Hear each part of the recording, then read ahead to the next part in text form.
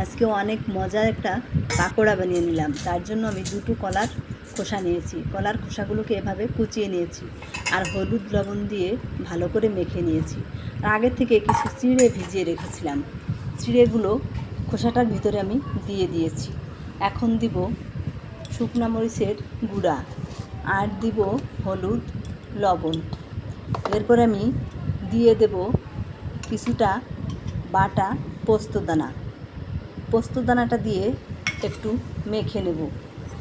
তারপরে আমি দিব বেসন। দেখুন বেসনটা দিয়ে অনেকটা সময় ধরে সুন্দর নরম করে মেখে নিচ্ছি। এরপরে কড়াইতে সরিষার তেল দিব।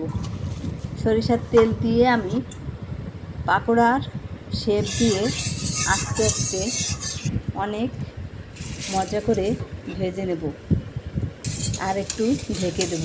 এরপরে আমি উল্টিয়ে নিলাম আর মাঝে একটু তেল রয়ে গেছে, তাই আমি কয়েক টুকরো চিপস ভেজে নিলাম। এভাবে আমার মেয়েটা খুব পছন্দ করবে। দেখুন আমি একটা খেয়ে দেখলাম, অনেক মজা হয়েছে। আপনারা এভাবে কলার খোসাটা দিয়ে খেতে পারেন।